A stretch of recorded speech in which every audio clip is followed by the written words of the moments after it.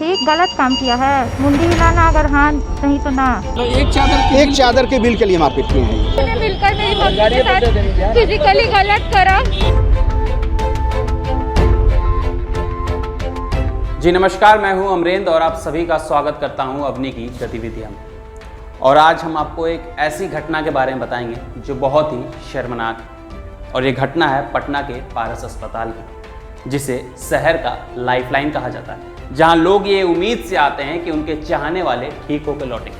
वहीं एक ऐसा घटना घटा जो लोगों को अंदर से झंझोर के रख दिया, और ये घटना बहुत सारी सवाल खड़ा करती है। पारस हॉस्पिटल में कोविड आईसीयू में भर्ती एक महिला की बेटी ने अपनी मां के साथ छेड़छाड़ होने का आरोप लगाया है।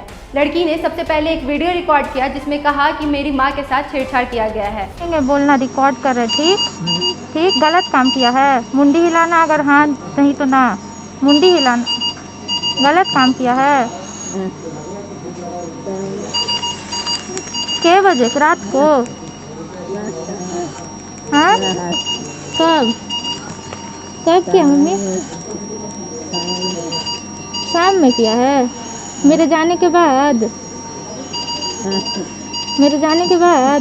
बाद में जब ये वीडियो वायरल हुआ और मीडिया के लोगों ने लड़की से सवाल किया तो लड़की ने कहा कि आप बस दुआ कीजिए कि मेरी माँ जल्द से जल्द ठीक हो जाए, वही आपको आपके सारे सवालों का जवाब देंगी। आपको इंसाफ मिलेगा। बोलिए क्या हुआ था? मुझे बस चाहिए कि मेरी मम्मी का मेडिकेशन यहाँ पे अच्छे से अच्छे तरीके से, और कुछ नहीं बोलना है मेरे को। क्या मैं यहाँ पे हॉस्पिटल में आता है कोई भी इंसान पेशेंट के लिए, मेरे को पेशेंट को ठीक, मेरे को मेरी मम्मी बिल्कुल ठीक चाहिए। वो 15 तारीख को यहाँ चल के आई थी, मैं चाहती हूँ ठीक होके भी वो चल के जाए यहाँ से। आरोप का मुझे नहीं पता, जैसा मेरी मम्मा ने बताया डॉक्टर्स के हिसाब से वो अनकॉन्शियस है, इस वजह से उसने ऐसा बोला।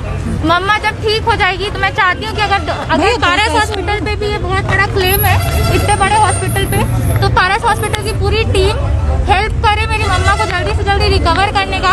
उसका सीटी वैल्यू भी अभी चेस्ट का 10/25 है, जो कि बहुत ज़्यादा नहीं है, पर वो भी वेंटिलेटर पे।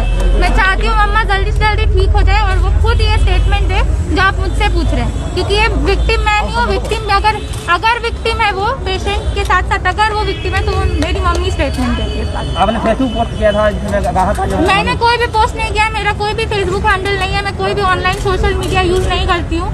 ये चीजें वायरल हो गई क्योंकि आपको पता है सोशल मीडिया पे कितनी चीजें जल्दी फैलती है। मैं कोई किसी भी कंक्लूजन पे अभी नहीं आई हूँ। ये बताइए आपकी माँ यहाँ कब से भर्ती है? 15 से भर्ती है, सुबह 6 बजे से। वो अच्छे से मेरे साथ चल के आई थी। अच्छा, हाँ। फिलहाल वो वेंटिलेटर पे, उसकी कंडीशन बहुत क्रिटिकल है। तो जो लोग भी देख रहे हैं प्लीज प्रे करिए मेरी मम्मी के लिए कि मेरी मम्मी जल्दी ठीक हो कितना जाए। अब तक ये आपसे ले चुके हैं? पारस अस्पताल आपसे अब तक कितना ले चुका है? पेमेंट ये कितना हुआ है बताइए? 2 के ऊपर हो गया। अभी आप अप्रोक्स 2 लाख हुआ है। अच्छा, 2 लाख लिया है, फिर ये सुधार नहीं हुआ है? अब थोड़ा सा 2 लाख लिया है। तो अगेंस्ट नहीं, किसी के अगेंस्ट नहीं, पारस के भी अगेंस्ट नहीं होता। पारस की टीम बस सपोर्ट करे, मेरी मम्मा को जल्दी से ठीक करे। डर रही है क्या बोलने से? और इसके बाद बहुत लोगों का कहना है कि लड़की को डराया धमकाया गया है, इसलिए वो कुछ नहीं बोली। और ये वीडियो देख के हमें भी कुछ ऐसा ही लगा। और इसके बाद लड़की का ये भी कहना था कि आखिरकार मेरी माँ का हाथ पैर बांध के क्यों रखा गया। ये ऑडियो सुनिए। मम्मी के पास मिलने गए हैं जब अंदर, तो बता रही है कि हालत ठीक नहीं थी। हालत बहुत खराब थी। क्या मम्मी क्या बताइए आपको? बांध के भी रखा था। बांध के भी रखा था और बोला ये कि मास्क उतार के फेंक देती थी, उसकी बैठ जा रही थी, इसलिए रखा था बांध के। जिसके बाद अस्पताल प्रशासन का कहना है कि इस औरत की मानसिक स्थिति ठीक नहीं थी और ये बार बार मेडिकल उपकरणों को निकाल देती थी, जिसके कारण इसे बांधना पड़ा। और अस्पताल का ये भी कहना है कि जिस वार्ड में इन्हें रखा गया था उस वार्ड में और भी पेशेंट थे, तो जैसा आरोप हम पे लगाया जा रहा है वैसी घटना वहाँ पे हो ही नहीं सकती।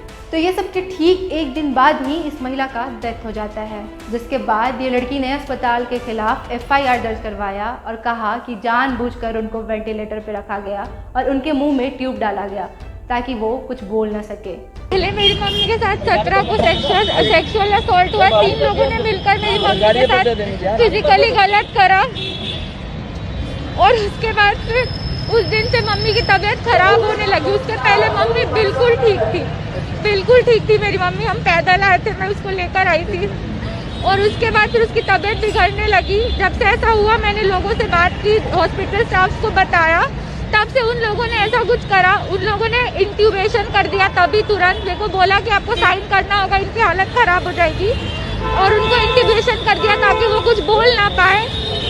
और उसके बाद फिर आज उनकी डेथ डिक्लेयर कर दी। क्या नाम था? हर दिन रात को हमको कॉल करके परेशान करते थे। कभी बोलते थे फिजिकल असॉल्ट का टेस्ट करेंगे, मैंने कंसेंट नहीं दिया, फिर भी जबरदस्ती उसका टेस्ट किया गया इतनी क्रिटिकल कंडीशन में। आपकी माँ का नाम क्या था? प्रियंका कुमारी है उसका नाम। हम कल्याण बिघा से बिलोंग करते हैं, 45 साल की है वो। क्या अब आगे क्या कार्रवाई की गई है? मर्डर केस चलना चाहिए और फिजिकल असॉल्ट का केस चलना चाहिए, प्रॉपर मर्डर है। पारस अस्पताल पे ऐसे आरोप पहले भी लगते रहे, ये कोई पहली बार नहीं है। हम आपको कुछ वीडियोस दिखाएंगे जिससे आपको ये बात समझ आ जाएगी। तो ये हाल है पटना के पारस अस्पताल का, और जो लोग इस लड़की को भरोसा दिला रहे थे कि बेटा हम तुम्हारे साथ हैं, वो लोग मुझे इस तस्वीर में दूर दूर तक नजर नहीं आ रहे। और ये बच्ची आज अकेले शमशान में बैठ के अपनी मां का पैर दबा रही। शायद पारस अस्पताल ने अपना गला बचाने के लिए आज इस मां की जान ले ली, लेकिन आखिर क्यों पारस अस्पताल ने इस बेटी के बिना संज्ञान के इस महिला का रात के 12 बजे मेडिकल टेस्ट किया? में एक मरे हुए मरीज का इलाज पारस अस्पताल में किया जा रहा था। मरीज की मौत घंटों पहले हो चुकी थी, लेकिन परिवार के लोगों से पैसे वसूलने के लिए उस मृत व्यक्ति को आईसीयू में जो है वेंटिलेटर पर रखा गया, ताकि उनके परिवार के लोगों से मोटी फीस वसूली जा सके, जो सुनी नहीं। अब साल 2019 में हम उस बेहद हाई प्रोफाइल मामले की बात करते हैं जिसमें बिहार सरकार के मंत्री श्याम रजक जो हैं अस्पताल में भर्ती थे पारस में। उसी पारस में जिसके बारे में कहा जाता है कि यहाँ पर तमाम जो सेवाएं, जो सुविधाएं हैं वो बेस्ट लेवल की हैं, यानी कि शानदार स्तर की हैं।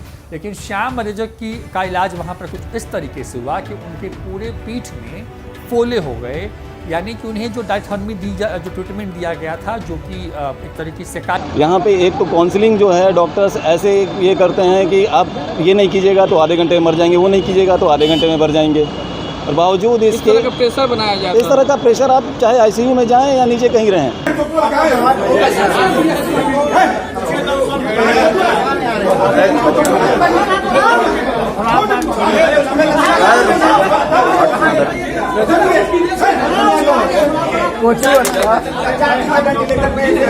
और मेरा सवाल ये है कि अगर यही घटना दिल्ली या मुंबई में हुआ रहता तो क्या इसे टीवी न्यूज़ चैनल्स पे नहीं दिखाया जाता?